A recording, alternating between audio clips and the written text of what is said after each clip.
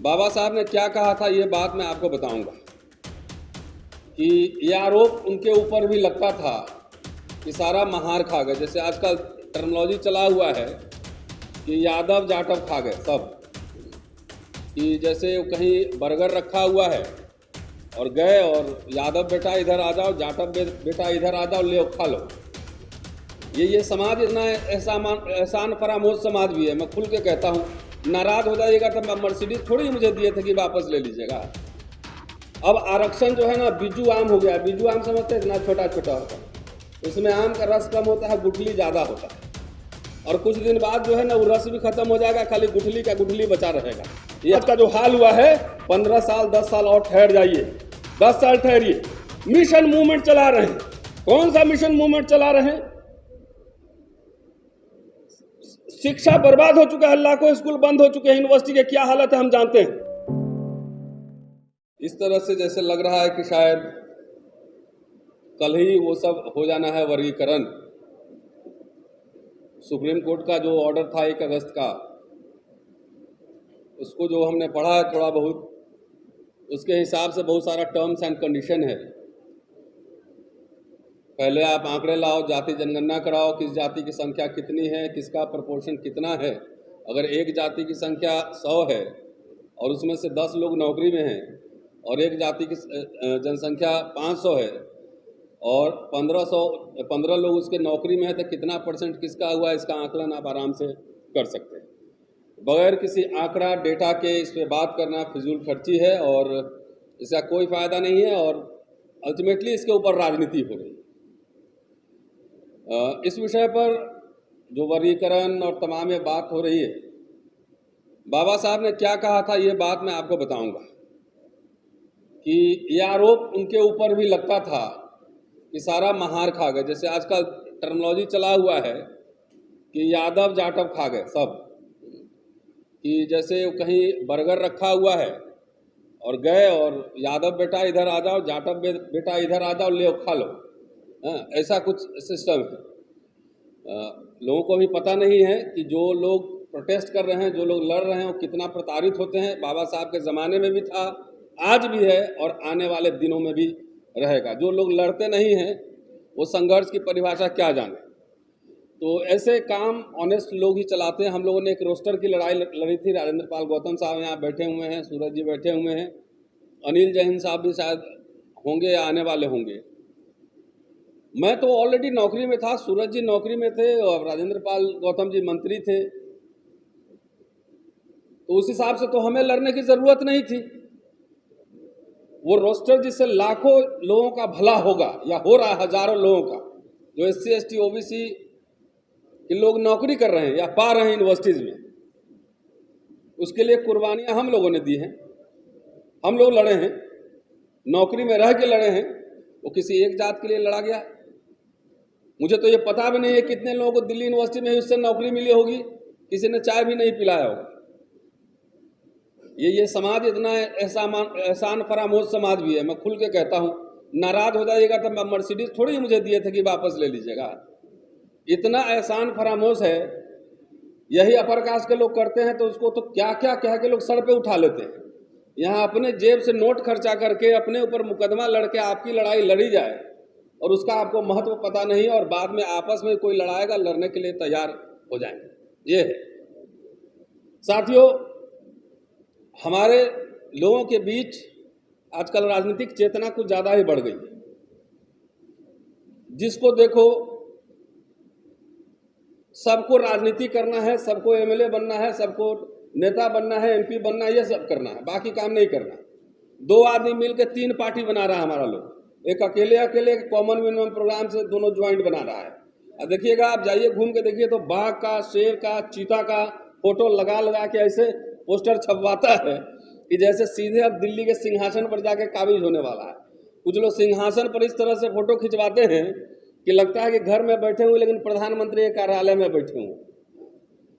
भाई साहब, आरक्षण पहले कटहल था, उसमें जगजीवन राम जब मंत्री थे और रेलवे में, और जब बैंक का नेशनलाइजेशन हुआ तो एक जाति को नौकरी नहीं मिली थी। जो काबिल होता था, उठाओ भाई, कहाँ है एम्प्लॉयमेंट एक्सचेंज में नाम लिखवाओ। यहाँ पुराने लोग बैठे हुए हैं, बताएंगे कि एक आदमी को 3-3 नौकरियां मिलती थी। 3-3 नौकरियां मिलती थी। अब आरक्षण जो है ना बिजू आम हो गया। बिजू आम समझते हैं, इतना छोटा छोटा होता है, उसमें आम का रस कम होता है, गुठली ज्यादा होता है, और कुछ दिन बाद जो है ना वो रस भी खत्म हो जाएगा, खाली गुठली का गुठली बचा रहेगा। ये हालत हो चुकी है। क्यों? क्योंकि आपने आरक्षण की कोई लड़ाई ही नहीं ली, आपको फ्री में मिला है। और ये बात सही है कि आरक्षण की लड़ाई सबसे ज्यादा महारों ने लड़ी और डॉक्टर अंबेडकर ने लड़ी, लेकिन वो क्या महारों के लिए लड़े थे? मेरे पास पेपर रखे हुए हैं, कई कागज लेके चलता हूं बैग में। उन्होंने कहा था कि ये लड़ाई ये महारों की नहीं है, ये महारों के लिए नहीं लड़ी गई है, भारत के तमाम अस्पृश्य समुदाय के लिए ये लड़ाई लड़ी गई है। हम लोग को फ्री में मिला, वो भी खत्म होते जा रहा है। कहीं आपने इतना बचा हुआ, फिर इतना बचेगा, बोलो इसी में हम लोग बांटेंगे। कोई भारत बंद रोजगार के सवाल पर, कोई भारत बंद शिक्षा के सवाल पर, कोई भारत बंद स्पेशल कंपोनेंट के नाम पर कभी चर्चा में है इस समाज में? आपके बच्चों को फेलोशिप नहीं मिल रहा है, जाके देखिए आउटसोर्सिंग हो गया है, जाकर देखिए प्राइवेटाइजेशन हो गया है, मिनिस्ट्री में जाकर देखिए एनजीओ काम कर रहे हैं और वहां पे आपके 5 आदमी भी नहीं मिलेंगे। कोई टेंशन है? कोई टेंशन नहीं है समाज में। तो आने 10 साल इंतजार कीजिए, सब एक कागज में फ्रेम बनवा के, फ्रेम और सर्टिफिकेट दीवार पे टांगना पड़ेगा कि एक जमाना था जब हमें आरक्षण मिला था। कोई टेंशन नहीं है, कोई उबाल नहीं है। डॉक्टर अंबेडकर जो कह रहे थे वही बात मैं आपको बताता हूं कि देखिए, हमें तो चौतरफा लड़ना पड़ता है। जो धर्म, जो संप्रदाय हमें हीन देखेगा, भेदभाव करेगा, ऊंच नीच करेगा, सवाल उससे भी पूछा जाएगा, उसको करारा जवाब भी दिया जाएगा, उससे भी लड़ा जाएगा। लेकिन हम अपने समाज को स्कॉट फ्री नहीं छोड़ सकते हैं, फ्री नहीं छोड़ सकते हैं। आलोचना इनकी भी होगी। ये 40 साल से आप मिशन मूवमेंट चला रहे हैं, कौन सा अचीवमेंट है मुझे बताइए? कौन सा अचीवमेंट है? जो सरकारी बाबू लोग का संगठन है, करोड़ों करोड़ चंदा जा रहा है, अपनी नौकरी बचवा पाए अपने डिपार्टमेंट में? रेलवे में इतना बड़ा एम्प्लॉय एसोसिएशन है, तमाम जगह है, कभी कोऑर्डिनेशन कमेटी बनी कि निजीकरण के खिलाफ हम भारत बंद करेंगे? तो नहीं। जो प्राइमरी काम है उसको छोड़कर हम क्या कर रहे हैं? तब मिशन मूवमेंट चला रहे हैं, कुंजी छाप किताब लेके गांव गांव घूम रहे हैं, पर्ची काट रहे हैं, चंदा काट रहे हैं। अपनी नौकरी बचा लो। रिटायर तो हो गए, बच्चों को नौकरी नहीं मिल रही, ये कभी ध्यान में आया? इस पर चर्चा हुई, बहस हुई? मैं कोई नेता नहीं हूं, ना आपसे वोट लेता हूं, ना चंदा लेता हूं। एक इतिहास का छात्र होने के नाते समीक्षा करता हूं। ब्राह्मणवाद, मनुवाद से भी लड़ेंगे, लेकिन आपसे भी लड़ेंगे। डॉक्टर अंबेडकर को भी मांगो, महारो, मांगो, धोर, चमार समुदाय, तमाम तरह से उनको चैलेंज मिलते थे, उनको लड़ना पड़ता था। तो हमारे समाज का अगर नेतृत्व, इंटेलेक्चुअल नेतृत्व नहीं है, हमारे समाज का नेतृत्व घिसे पिटे लोगों के पास है। सिर्फ मैं पॉलिटिकल लीडरशिप की बात नहीं कर रहा हूं, मैं इंटेलेक्चुअल लीडरशिप की बात कर रहा हूं। अगर उनके पास है तो इस समाज का जो हाल हुआ है, 15 साल 10 साल और ठहर जाइए, 10 साल ठहरिए। मिशन मूवमेंट चला रहे हैं। कौन सा मिशन मूवमेंट चला रहे हैं? शिक्षा बर्बाद हो चुका है, लाखों स्कूल बंद हो चुके हैं, यूनिवर्सिटी की क्या हालत है हम जानते हैं, सरकारी दफ्तरों में क्या हालत है वो भी हम जानते हैं। क्लास 3, क्लास 4 आउटसोर्सिंग हो गया, प्राइवेटाइज हो गया, कोई आंदोलन नहीं है, मिशन मूवमेंट चल रहा है। चला लो भैया। हमारे नेता और हमारे समाज के लोग, आप सब देखिए, मैं बार बार इस बात को रिपीटेडली, मैं पूना में भी परसों बोला हूं, शनिवार को, आज भी कह रहा हूं कि आप लोग नींद में सपने मत देखिए, आंख खोल के सपने देखिए, रियलिस्टिक ड्रीम्स में आइए, जो रियल हम अचीव कर सकते हैं। बाबा साहब डॉक्टर अंबेडकर ने कब कहा था कि हम आरक्षण लेने वाला नहीं देने वाला समाज बनेंगे? कभी कहा, पढ़ा कहीं आपने? कब कहा था कि आरक्षण हम लेने वाला नहीं देने वाला समाज बनेंगे? हमारे इधर कहावत है कि बाप मर गया अंधेरा में, आप बेटा का नाम पावर हाउस। डॉक्टर अंबेडकर तो आरक्षण लेने वाला बने, उससे ज्यादा विद्वान है, उससे ज्यादा बड़े नेता है। यह सब दुनिया का सबसे बड़ा झूठ है कि हम आरक्षण देने वाला बनेंगे। एकदम गलत बात है। जो मिला था वो भी खत्म हो रहा है, सब खत्म हो गया। IIT में आपके बच्चे सुसाइड कर रहे हैं, मेडिकल कॉलेजेस में आपके बच्चे सुसाइड कर रहे हैं, कोई सुगबुगाहट नहीं। क्या है, हम राजा बनेंगे, हुक्मरान बनेंगे तो एक दिन में सब ठीक कर लेंगे। न राधा के 9 मन तेल होइए, न राधा नची है। किसी नेता को, बड़े बड़े नेता को किसी देखा है कि एक डेलीगेशन ले जाकर प्राइम मिनिस्टर से मिले? सुना है?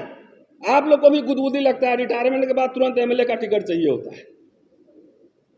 कभी जाके पावर स्ट्रक्चर के साथ, जो लुटियन जोन में एलीट बैठता है ना, जो जिमखाना क्लब में मैं कभी कभार जाता हूं, वो आप लोग को देख के हंसता है कि देखो फिर एक नया पार्टी आ गया, ये भी राजा बनेगा, ये भी हुक्मरान बनेगा। बोला एक काम करो, बजट में थोड़ा और काटो इसका पैसा, कि तुम राजा बन लेना तो अपने कर लेना।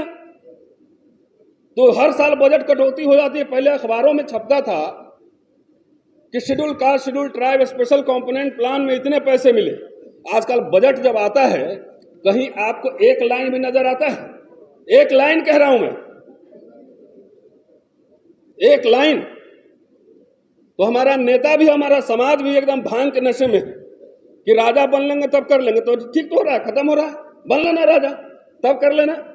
तो राजा बनोगे तो राज सिस्टम चलाने के लिए, PM बनोगे तो पूरा सिस्टम चलाने के लिए बड़ी संख्या में इंटेलेक्चुअल, ब्यूरोक्रेट, एक्सपर्ट चाहिए होंगे।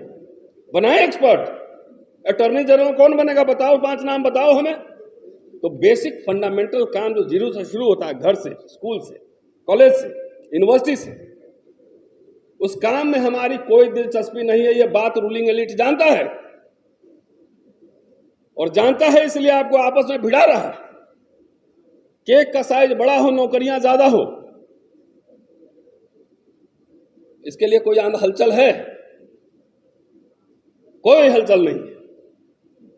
वो यूनिवर्सिटी से 2 4 10 लोग दिल्ली में बैठे, 10 लोग हल्ला करते रहते, उससे कभी माहौल बन जाए तो बन जाए। कोई हलचल नहीं है। इसलिए मैं ये कह रहा हूं, और बहुत गंभीरता से कह रहा हूं, कि आप कम से कम डॉक्टर अंबेडकर, कभी उन्होंने कहा कि मैं राजा बनूंगा, मैं प्रधानमंत्री बनूंगा, तब मैं अपने अछूतों के उद्धार के लिए काम करूंगा? कहां कहा? कहां कहा? नहीं कहा उन्होंने। वो वायसराय से मिलते थे, डेलीगेशन, साइमन कमीशन, बोरो कमीशन की बात कर रहे थे, साउथ बोरो कमीशन की बात कर रहे थे, Simon commission, round table conference जाते थे, मेमोरेंडम देते थे कि हमारे अछूतों का, हमारा ये डिमांड है, हमारे पिछड़े वर्गों का ये डिमांड है।